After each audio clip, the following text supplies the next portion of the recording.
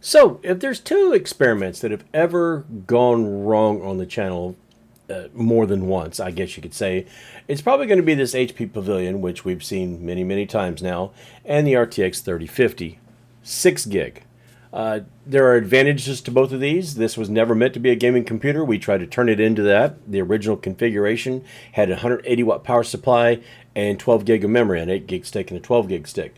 This is a 6 gig model of the, I guess you could say, the younger brother of the 8 gig model, which wasn't that great anyway, but it doesn't belong to be called a 3050, probably a 3040. But what happens when we put these two in the same box?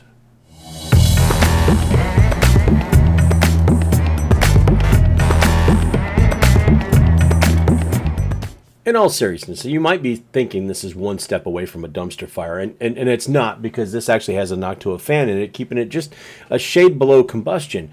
But we did go ahead and test the 3050 against the 12700KF, which is in the editing rig over there behind me. So I wanted to see if we know the graphics card is not great, but it tested okay against, with that CPU. How does it do with the 4600G that's in here? Now, another limitation of this Pavilion, the BIOS is stuck on that. So I'm pretty sure I could probably put a 4700G in it, or maybe even a 4350 or something, one of the Pro models of those. It's stuck on a 4000 series. I've tried to put a 3000 series in. Tried to put a 5000 series in. Even tried a 5600G.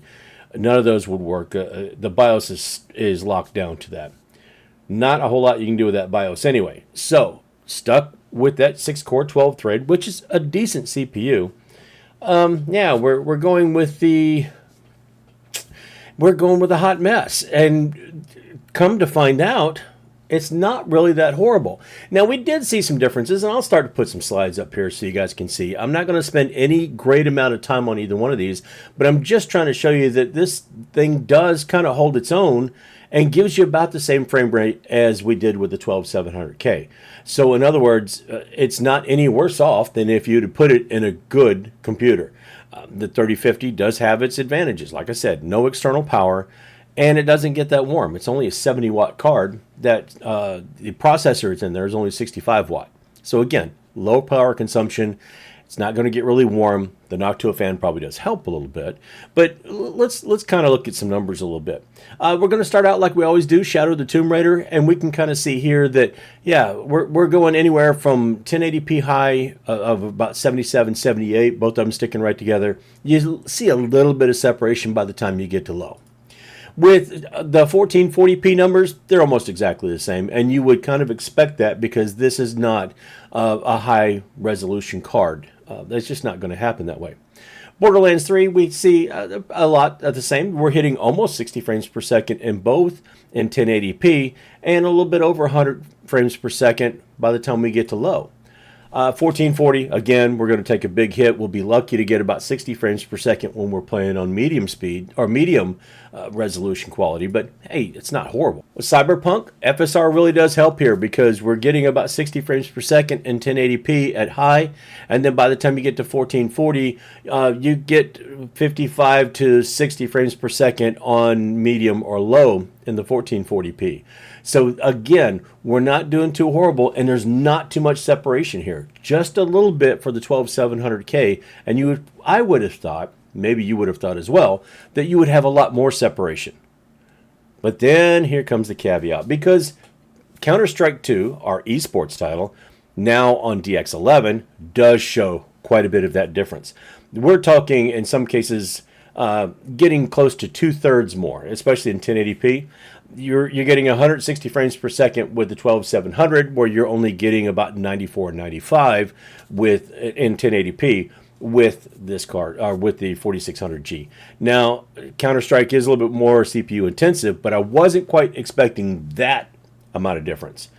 It was. Now, is it still playable? Oh yeah, you can play 90 frames per second on an esports title. That's not too bad. That's not horrible. It does more than enough, and it's fine. It works out fairly well.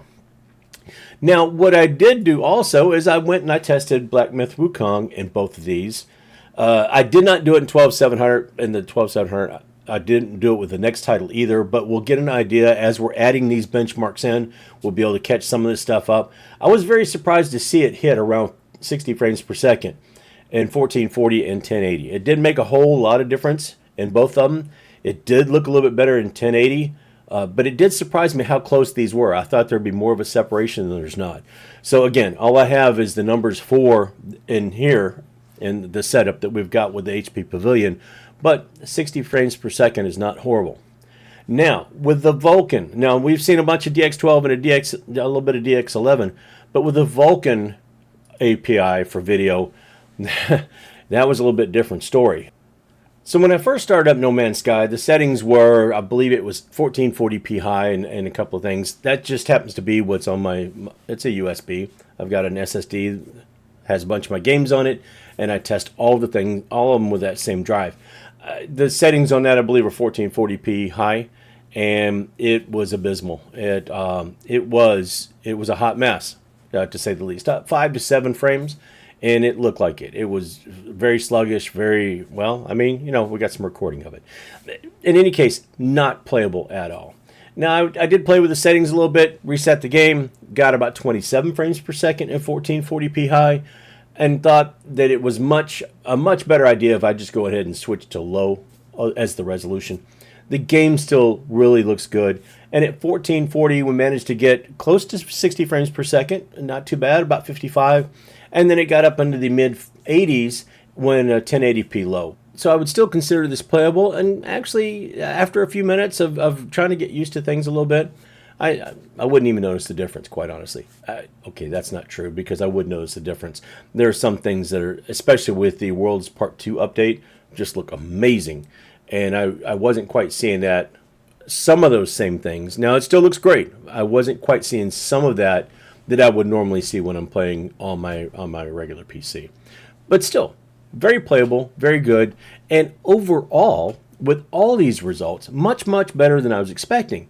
I was expecting in some cases 40 frames to maybe 75 or 80, and I was getting very playable in some cases up over 100 frames per second. And it was most of them, I don't mean to stutter here, but most of it was pretty smooth. I don't feel like there was a big drop in say the 1% lows, or a lot of people will break down to 1% lows and 0.1% lows and all that. I just try to play it or go through the benchmark and see if it feels smooth. And in most every case, it was. It felt smooth. It was easy to play, especially some things where I try to get a little bit of a gameplay instead of just running a random benchmark, like No Man's Sky. Very playable, very pleasant, and yeah, pretty happy with it. Is this a match made in heaven? Yeah. Is it a match made on earth? Maybe. It's definitely not a horrible idea. And for somebody that, if you've already got one of these pavilions laying around, especially something that's in a mid-tower case, even older ones, maybe even octoplexes or something like that, that 3050 is not a bad idea, especially if you've got a low wattage power supply. Some of these pre-builts are not easy to upgrade. And if you've got an option of something like that, maybe that is best case scenario for that card. Would I like it to see something more powerful? Of course. But then you're talking about more heat, more power, more of everything. For what it is, it did pretty well. This is not supposed to be a gaming PC. With this combination, yeah, it's not a bad budget gamer. And I can't believe I just said that about that card and that computer. But we finally might have made this what I intended when I bought the thing in the first place a couple years back. Sad to say, huh? It took us this long to get here, but guess what? Woo! Happy 2025.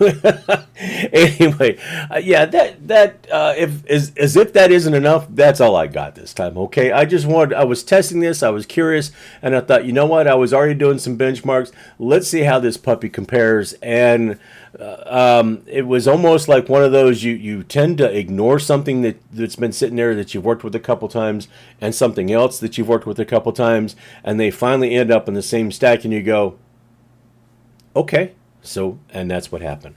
Not that I meant to do it when I started out, and certainly not when I bought this box in the very first place. I had no idea that there was eventually going to be a video card that might serve my purpose. It does much better than the RX 6400. Maybe for my own sanity, I'll double check those numbers, but I'm not going to torture you guys with that.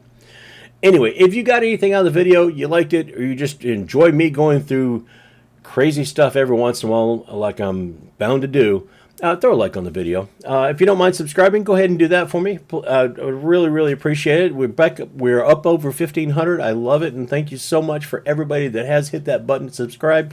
If you're not already and you like the content, please do.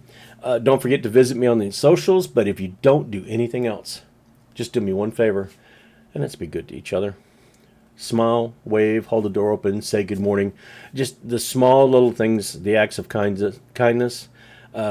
Being nice or being kind doesn't cost anything. And with all kinds of stuff going on now, you see all kinds of people just showing their tail ends and being so mean to everybody. The world needs just a little bit more nice, doesn't it? What does it cost? Anyway, that is all I have for now. So until I get myself into something I got no business getting into, like that PC back there with the side cover off and a couple other things sitting over there, yeah, that's all I got. So I'll see you later.